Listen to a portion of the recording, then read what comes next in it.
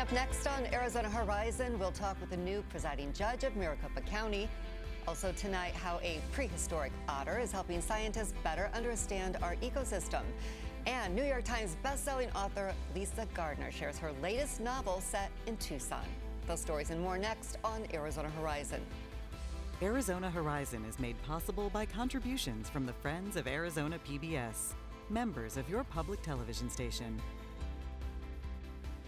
Good evening and welcome to Arizona Horizon. I'm Christina Estes, filling in for Ted Simons.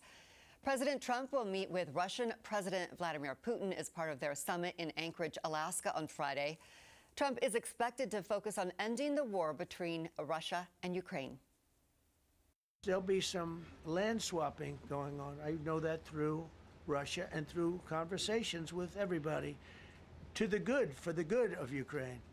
Good stuff, not bad stuff. Also, some bad stuff for both. So there's good and there's bad. But it's very complex because you have lines that are very uneven. And there'll be some swapping, there'll be some changes in land. And the word that they will use is, they make changes. We're going to change the lines, the battle lines. Russia's occupied a big portion of Ukraine. They've occupied some very prime territory. We're going to try and get some of that territory back for Ukraine. Meanwhile, Ukrainian President Zelensky says that Putin wants Ukraine to withdraw from part of a region that Ukraine controls under the ceasefire deal.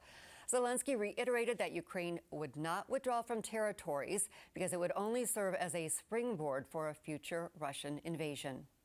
The person nominated by President Trump to become the next commissioner for the Bureau of Labor Statistics has suggested suspending the monthly jobs report put out by the agency. E.J. Antoni said in an interview on Fox Business News that the BLS should instead publish quarterly job stats after they've been revised so that the agency can assure more accurate jobs data. Falling gas prices helped keep inflation at bay in July. However, a broad array of products did get more expensive. Consumer prices went up by 0.2% last month for an annual inflation rate of 2.7%. In numbers released by the Bureau of Labor Statistics, the core inflation index, which leaves out volatile energy and food prices, went up 0.3%. That's the fastest increase since January for an overall rate of 3.1% for core inflation. That figure is seen as a more reliable indicator of inflation. Pamela Gates was recently named the new presiding judge of Maricopa County. She previously served as a Superior Court judge and has been appointed to multiple statewide committees. To learn more about her plans during her tenure, we welcome back to the show Judge Pamela Gates. Thanks for coming in. Thanks for having me. We were chatting just before the show, and you come from a small town in Iowa with a big prison, and I thought, oh, that must be what interests you in law, and you said no. So tell me, what did it? It seems like it should, but it didn't. I grew up in a small community, as I said, from a family farm, and I didn't know any lawyers. I didn't know anyone who was involved in the law. But when I was 5 years old, I was sitting around our dinner table, and I told my family that I wanted to grow up to be a lawyer. And my family erupted with laughter, and my grandmother said, that's not what we Frasers do, and that's definitely not what girls do. And I don't think there was a person more proud of me than when I graduated from law school, but you would think that that's why I got interested in law, but I think it was just something, it was kind of destiny. And once somebody said, that's not what we do, maybe you were like, I will prove you wrong, so. That's what my grandma said. She said the moment that she thought that I couldn't, probably solidified the probability that I would.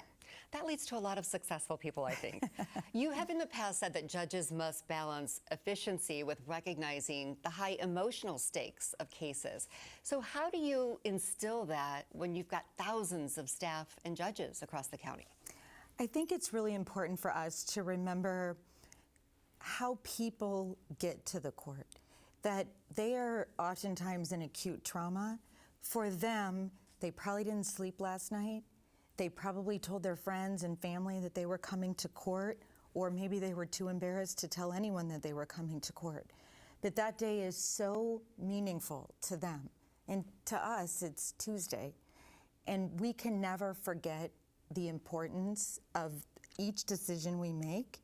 And we have to show unyielding fidelity to the rule of law, but we have to remember to do it in a way that's compassionate and fair. You've chaired and been involved with several committees focused on artificial intelligence. So before we dive into what can and can't, or maybe will or won't be involved in the court system here, can you define as simply as possible sort of the difference when people hear AI versus generative AI? Sure. So artificial intelligence is everywhere in our world. It's in our Google searches, and it's our spell check. It's absolutely everywhere, in our car, in our phone. Generative AI is creating something that didn't exist before. It is using a large language model to predict and produce something that didn't exist before. And generative AI is what we're analyzing and determining appropriate and safe use within the court. You're working on identifying that. Are there any obvious ones or anything that you think down the road that you will use? Sure. One obvious use is for individuals to access our court services. So for example, if somebody is coming in and they want a divorce, they might be looking through all of the court forms that say petition for dissolution of marriage, where they might be able to use a generative AI tool to say they want a divorce, explain how many children they have, what their assets are, what their debts are, and provide narrative information. And that generative AI, guided by a system that we create, can help them prepare their documents to be filed, and then can help them understand the next step in the court proceeding. So we are considering and evaluating its use and access to justice. A few months ago, there was a local case that made national, perhaps even international news, when a local woman used an AI-generated image of her brother who was killed in a road rage incident and used that during the victim impact statement. What are your thoughts on that? Is that something that you felt okay with, and do you think we'll see more of that? I think we will see uses of that in court. When somebody is presenting to the court during sentencing, oftentimes victims or individuals impacted by crimes share with us what they feel their loved one would have said. So it's very common for somebody to get up and say, my brother would have told you. My brother would forgive the defendant. It felt different when we had an avatar of the victim speaking, but I hope we are putting some parameters in place so that everyone provides the court notice in advance so that we have proper procedures to be able to consider those types of presentations in a more thoughtful and meaningful way. We have about 30 seconds left, so this might be tight for you, but as courts become more digital, how do you ensure that there's not that barrier for people when it comes to technology? That's a great question. We are always cognizant of the digital divide and making sure that we put procedures in place to overcome any challenges that people have when they don't have access to technology. So there's always a person that can be talked to. Thank always you. Thank a person. you. Yes. I'm often technically challenged, so thank you. Pamela Gates, Presiding Judge of Maricopa County, thank you so much for coming in. And thanks for having me. The awe-inspiring six-part adventure Walking with Dinosaurs brought prehistoric life roaring back with stunning visuals and real science. Check out these teeth. In this special look at the hit series, we're revisiting the most unforgettable moments, breathtaking creatures, and epic stories that brought the lost world to life. Join us for Walking with Dinosaurs, a viewer's guide. Wednesday night at 7 on Arizona PBS. The Beatles! Their catchy songs took the world by storm, but the music of the Beatles would evolve. Musician Scott Fryman explores their recording innovations The piano now gave Lennon the Baroque feel he was looking for. and brilliant songwriting.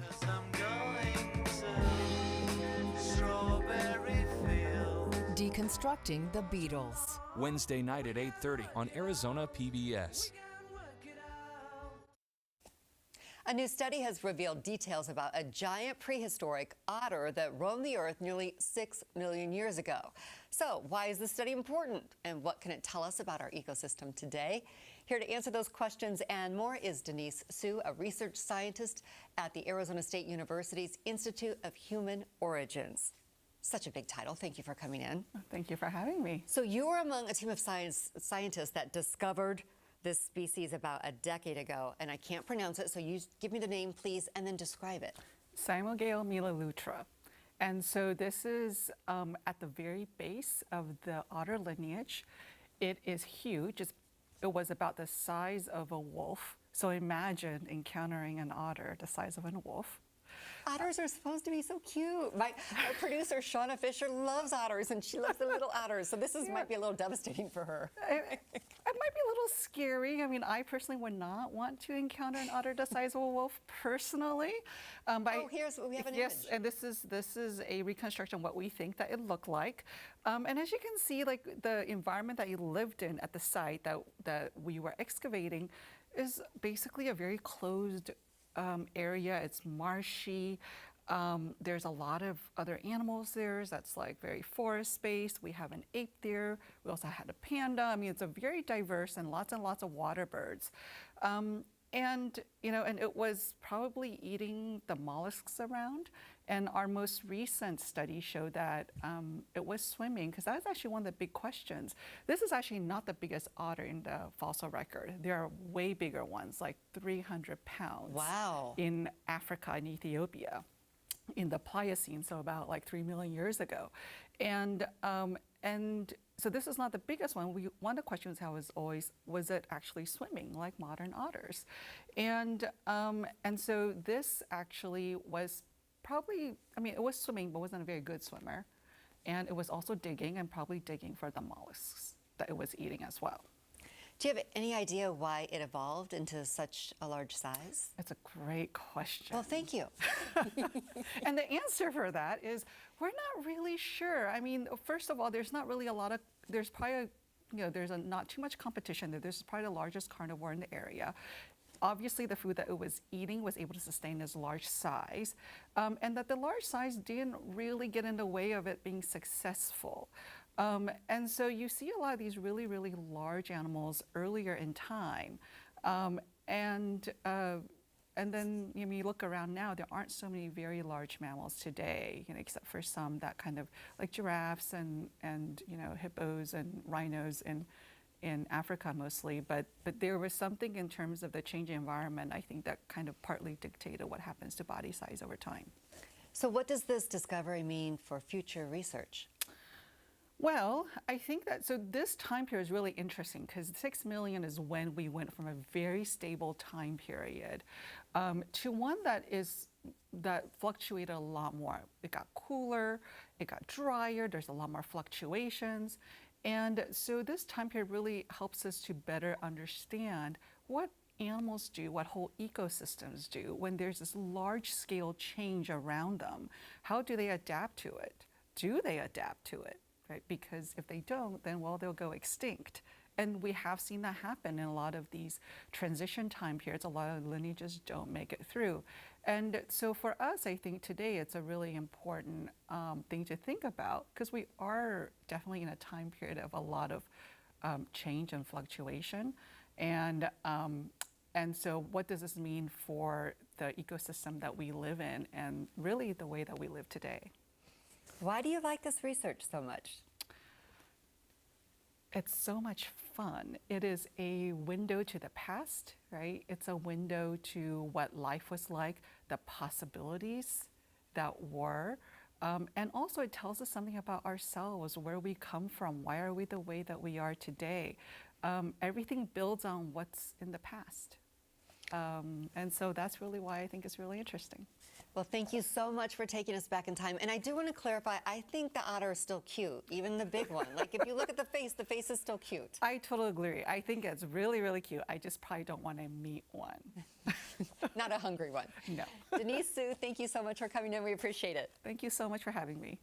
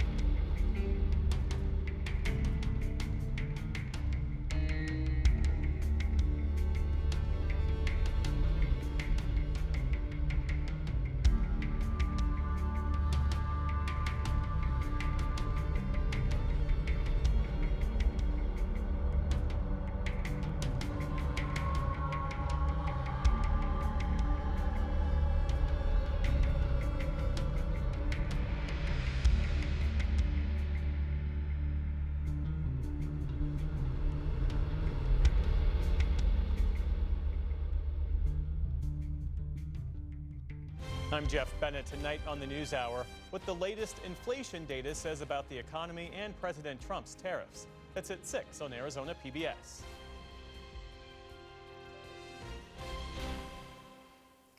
The latest novel from #1 New York Times bestselling author Lisa Gardner has an Arizona connection. Kiss Her Goodbye is the latest installment in the Frankie Elkin series. The title character is called to southern Arizona to find a missing Afghan refugee before it's too late. Lisa will be at the Poison Pen bookstore in Scottsdale tonight, and I'm thrilled to have her join us first here on Horizon. Thanks for coming in. Oh, thank you very much, Christina. So Kiss Her Goodbye, beautiful cover, great title, opens with an Afghan refugee in Tucson. Why Tucson? So I made this great connection randomly. I happened to be on a whale watching trip, and I met a couple from Tucson. And their volunteer work is helping resettle refugees. And in particular, they'd just been working with an Afghan family. And listening to them talk about all of those challenges and what it really takes to become up and self-sufficient in 90 days, it just blew my mind. And things that make me interested and curious, I think other readers would love to know about. Since the fall of Kabul, Arizona has welcomed around 7,000 refugees from Afghanistan, and they go through intense background checks. I know you know this because you did a lot of research. Not everyone is aware of this. And they're actually invited by the federal government to come and resettle here. And you mentioned the 90-day, which is sometimes a number that is tossed around as they have 90 days and then they're good to go. And it's not really that easy, is it? No, it's not. And it's something that was really interesting to me. Like, I thought I knew what a refugee was.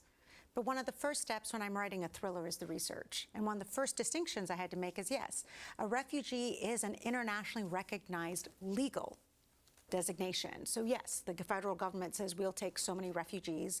Then the states say we will take so many. So they are invited here. And what did you learn in terms of the support that's provided and the challenges? So there's been many resettlement agencies that try to help the refugees, and it's a lot volunteer-based, as with the couple that I met. Unfortunately, so many of those resources are being pulled right now, which will just make it more complicated. If you can imagine, these are people who come from basically now, in the case of Afghanistan, you know, their culture doesn't exist anymore. Coming here, they have to get a job, they have to get affordable housing. I think most of us can understand that challenge right there. They have to figure out things like malls and mass transits. It is a huge undertaking. In your book, it opens with local police not even opening a missing persons case for a character. Do you think that has to do, well, you tell me why you chose to do it that way. So this book features a reoccurring character, Frankie Elkin. And what Frankie prides herself is looking for the missing the rest of the world has forgotten. And certainly in this case, the young missing mom, she's been in the country for 10 weeks. There's no support structure. She does not know anyone. She's been ripped from the only country and background she knew. She would be exactly the kind of person that just kind of falls through the cracks. We know her husband, who is much older and somewhat domineering, doesn't seem interested in finding her either. Is that a red flag? Is he part of the problem? But also, they have a 4-year-old daughter who's already had a life of trauma. And as Frankie knows, this little girl needs her mother back. I was going to ask about, is it Sabra? Sabra. Sabra. I'm working very hard on it. You have her daughter in here. And you're trying to show, obviously, that children are also dealing with some vulnerabilities and some trauma in a different way. How significant of a character is the daughter? You know, Zara, the little girl, really grew on me because in the beginning I wasn't sure. But everyone in this family has a gift. The father was this brilliant mathematician. The mother, the missing woman, has a gift for languages. And Zara, even at 4, is a bit of a prodigy with things like riddles. So she greets Frankie with this whole, you must find the lock that has no key for the key that has no lock. And that starts to drive the rest of the book. Is there a scene or a moment that you're especially proud of in this book, or something that you really want people to know? Well, I'm always trying to learn something different when I'm writing these novels. And sometimes when we have very intense plot, because this is very much a domestic thriller, it is what is happening with this family. And it's the kind of elements that I think speak across international boundaries. We all want a better future for our children, and we all know there's things we don't know about our neighbors that go on behind closed doors. But somewhat to also lighten the mood at the moment, I have a very special character in the book, Petunia, the green iguana, that Frankie is now trying to house it. And I really didn't know much about iguanas, and I will be the first to say I'm kind of afraid of iguanas. But Petunia, the iguana, totally became one of my favorite characters. Iguanas can be big, not as big as the otter we saw, but yes, that was amazing. So you've written many, many books. How did this, and we're getting close to about 30 seconds or so, how did this challenge you, or did it in a different way? This was the hardest research I've ever done for Kiss Her Goodbye. Generally, I'm writing police thrillers, so I'm interviewing law enforcement about a particular procedure. This was really a study in the human experience. It was interviewing refugees, so many who were telling me their stories. And there's no one experience, there's no right or wrong answer, but there are so many really heartbreaking, but also hopeful stories out there. And on a very light note, you enjoyed a lot of food, I know, and there's a recipe? Yes. I learned to love Afghan food, and particularly Fernie pudding. And there is a great restaurant in Tucson, Cobble Corner, I highly recommend. And the recipe is online if you want to check out social media and the website. Lisa Gardner at the Poison Pen in Scottsdale tonight at 6:30. Thank you so much for joining us. I'm Christina Estes in for Ted Simons. Good night.